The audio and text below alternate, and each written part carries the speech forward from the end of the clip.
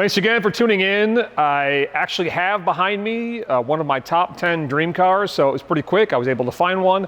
And what I've got behind me now is the 1999 BMW 750iL. And if you want to play a great trick on your friends, what I do is I say, I just bought the most expensive BMW, and then they like give you a shocked face, and then you say, for $19.99, and then it like becomes a frowny face. I've done that 3 or 4 times, and it's great because these cars are not that expensive. But back in the day, they were, the absolute top tier BMW, big sedan for cruising around.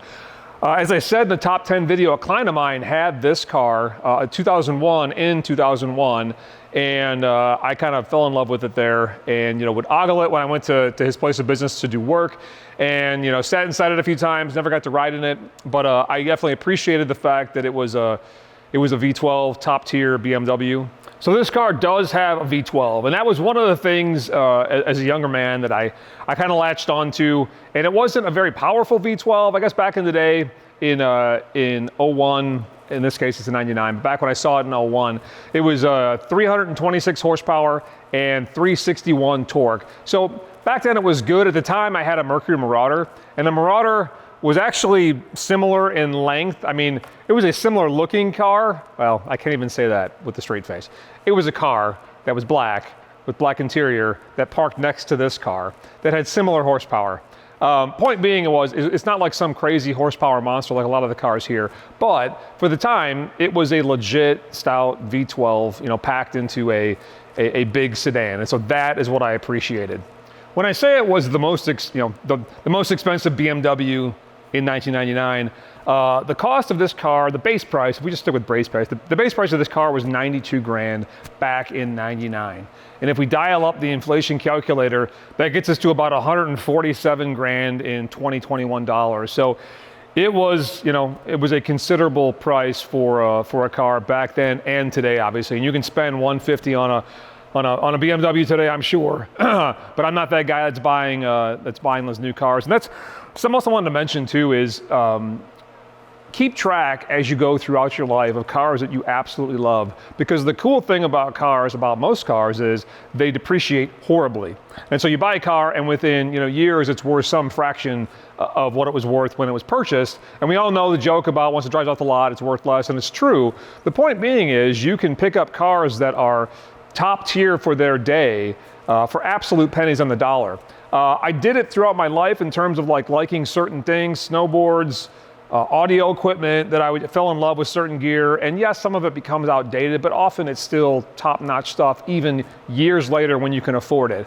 And so this is a good example. I picked up this car for $32,000 plus the auction cost, and it's got 30,000 miles on it. So to me, it's a good deal. I guarantee if we sat down and argued about it, I would have to say, yeah, it probably wasn't that great, but it's one of those top 10 dream car things where you have to wave your hands and say it's okay. But for 32 grand plus, taxes and auction costs, fine, it was worth it. And I've got a little more money to put into this car too when I talk about mods later on in the video. I'll be the first to say I am not an expert about this car. And honestly, my whole top 10, I'm not an expert at any of those cars. I get a few cars where I dig into the details and want to know every little thing about the car itself. This is not one of those cars. So I'm going to pick out some things I think are funny about this car that I'm sure are pretty pedestrian to most folks, but I find amusing, and I'm very good at amusing myself, so give me that much. And I'm going to compare it a little bit with my Cadillac CTS-V, my 2009 CTS-V, the built one. I know it's not a fair comparison. That's okay. It's a modern luxury-ish car, and no, it's not apples to apples, but I get to do the video, so it's all right. So the first thing is we've got, with this car, front and rear parking sensors. And so it's funny because as I was pulling out of the trailer and coming into this building here, it was going nuts, both forward and behind. And honestly, it wasn't very helpful. It was just beeping, and I know that's how it was back in the day. But I was a little bit confused about why when I was going forward it was beeping with stuff. That's because it has front parking sensors also, which is interesting to me. The Cadillac, no such thing. There was no parking sensors on the Cadillac in the front at all. So one for the BMW. Next up is, and again, this isn't a competition per se, but weight. So this thing weighs in about 4,600 pounds. The Cadillac weighs in about 4,200. So I actually thought that this would be heavier, and I was kind of surprised the Cadillac was as heavy as it was, but this has got about 400 pounds on my Cadillac. Additionally, it's got almost 2 feet. It's roughly 18 foot long, which is a long car. And I figured this out too the hard way when I was pulling into the trailer and trying to jockey it for position with another car that was in there. And I got them both to fit, but ultimately it was, bigger than I thought it was going to be. The Cadillac, on the other hand, is just 16 feet long. Interesting, right? So one thing I found that's unique to this car that I'm sure other cars have, but I laughed when I saw it, was it's got double pane windows. Meaning you got literally 2 panes of windows on the side of the car. This dude right here is actually 2 different panes with air in between for, I'm assuming, quietness inside the car, which I thought was the funniest thing ever. Just because you're adding weight, but I get it. It's a luxury car. You want it to be quiet, blah, blah, blah. But still got to giggle about that for a few minutes. The last funny bit, and I'm sure there's a bunch more that I'm missing, but the last funny bit for at least around the car, we'll talk about the engine bay in a minute, what's funny under the engine bay, but it's got rear seat controls. And so what's funny, there are 2 things funny about this. One, the fact that you have it at all, right? Because it's the rear seats. It's also funny because it sounds luxurious, like, wow, that's gonna be awesome. And then you get in and you do the you're in coach style thing and hit the button and it goes back like 1.5 inches and you're like, wow, it's so much better now. I'm so happy that exists. So it's one of those features that's there and is cool to talk about, but in reality, using it, it doesn't add that much besides, weight and cost, I'm sure. It does have rear lumbar, which is nice, fine, but the whole go back and forth thing seems like a waste, but I get it. I mean, they're trying to innovate, and that was an innovation back in '99. So there's a couple funny things under the hood too, and again, these are pretty pretty pedestrian, but again, I'm easily pleased. So it's got a square oil cap. Now, why I find that funny, I'm not sure, but the fact that it's square makes me laugh because you don't look at it and think I should twist that thing. So where you fill the oil is square and you got to twist it and it comes off like any other oil fill cap, but it's square, weird. It's got and I don't know what it is, so somebody please tell me in the comments, it's got clearly a computer connection. It's not OBD, or if it is, it's some older OBD, but it's circular. And it looks like something you connect on a fighter jet. It's literally 2.5 inches in diameter, which is weird, right? And it's under the hood too, which I kind of get it. You don't want it in the fanciness of the inside, but still. It's got a bunch of water routing too. I think it's water routing, where water comes into the hood from the vents on top, and you've got these sealed areas and little spouts and stuff that are obviously engineered to route water or something, certain places. Which again, it's they spent a whole lot of time thinking about where this water would go for whatever reason. I'll give it this, the under hood is hilariously clean, and it may just be that it was well kept with only 30,000 miles, but it may also be because nothing ever gets in there because it's so well sealed and water is taken away into where it thinks it should be. And the last thing that I think is funny, I'm gonna embellish here because I don't know why this is like this, but I'm gonna guess. And that is when you open the hood, there are 2 flaps that I assume cover the vents that let air inside the car through the filters. And so when you open the hood, it closes those vents. And my assumption here is they don't want something from the outside, fumes or whatnot. If you've got the hood open, something's wrong, so there might be fumes, and let's close those things. And so let's not irritate the fancy pants person in the back seat while they're chilling with their, with their drink in their hand. But there's 2 big vents that when you close the hood, they open, and when you open the hood, they close, and I just think it's funny. And the most 90s funny thing about this car is the fact that it's got a built-in phone. And it's actually got an antenna on the back here, I'm assuming for the phone, although the phone's got an antenna, so maybe it's not. The funniest part about it is, one, the phone exists, and it's in the armrest, so it's there all the time, and it's on. And whenever you start the car, it plays a dial tone for a minute, so it reminds you that it's 1999.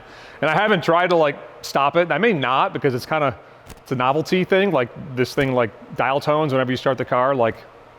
Why it did it in the first place makes no sense to me, right? Why would you need the reminder that the phone is there and dial tone? So anyways, that's some of the quirks about this 99 750 IL. So I bought this car, again, it's in my top 10, but I bought it to drive.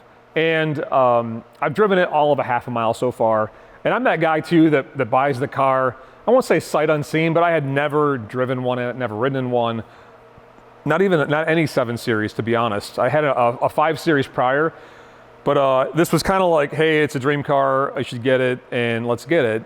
And I often get these cars with an idea of how I want them to look in mind. And so this car, I've got not a lot of mods for, and most of the mods are pretty simple. But this car, I'm sure as you've been watching this video, you've been like looking at the center cap here, missing the BMW. Obviously that one's got it, hooray. That one's missing. Sucks, that's the one thing wrong I found so far with the car, beyond some paint imperfections. Anyways, it's okay because wheels and tires are coming. I'm going with 20-inch BC forged wheels, and I want to get some kind of lip that looks good with a 10-inch or a 10-spoke wheel on not crazy low-profile tires, but like not these, which are like 65s or 70s or whatever they are. So wheels and tires is like mod number 1, and those will get ordered soon. I'm gonna put a stereo in this car too, and I'm not gonna put anything too crazy, but I don't care about weight in this car, and that's unusual. Typically in the performance cars, I'm more conscious of weight, except for my Trailblazer, which I put a big system in, which we'll talk about in some other video. Anyways, this car will get all of the interior speakers upgraded. I'm gonna integrate though with the factory tape player and the navigation system, which is hilarious because it's like literally a screen this big and a Dolby tape player. It's got a CD changer too, so maybe we'll use some CDs, and I may Bluetooth to something, some DSP or something to actually make it a little more modern. But the point is I want it to look, vintage BMW, and so that means leaving the tape player in place. I am gonna put some bass in the car. It's gonna get at least two 12s, two JL12s in a box in the trunk, and probably a couple thousand watts of power. But I'm not gonna go too crazy, so it'll be drivable and it won't sag too bad in the rear. I had thought about airbagging it, and I may still. I don't want to screw the suspension too much though, so let's get the wheels and tires on and get the system in and see how it looks. I'm thinking tinted windows too. It just looks pretty bland right now with with all the windows as transparent as they are. I think something not limo tint style, but something darker would be a good accompaniment to this car. And I've got a buddy of mine, Tom, who comes and does a lot of the work on the paint on these cars coming in. This car has literally, as you see it, is as I got it. I wiped it down, but I've done no more. So there are imperfections. There's some scratches here, and the paint needs to be gone over and get a full paint correction. So that's happening this weekend. So I may have this car in a future video actually clean and for sure on Instagram. And I had thought about doing too, so keep an eye on the channel, some 60 to 130s with the beefy V12 here, and see what it can do compared to a Cadillac or a Corvette or something else. And I may get some 60 to 130s up for this car. So I may do a performance mod or two to this car. I may stick a 2.6 blower on it, or a 3 or a 4 liter blower, and a 3 or 400 shot of nitrous, just to see how it goes. And obviously I'm kidding. I'm gonna leave the whole car drivetrain wise and powertrain wise alone, at least at this point, and see how it goes. Again, it's a V12 natural, so let's leave it natural for now. And then we'll stick a 4 liter blower on it, and it'll be fine. Thanks for watching to the end, you guys. If you want more car content from ddxauto, by all means, like, subscribe, and all that BS. And catch us on Instagram too at ddxauto.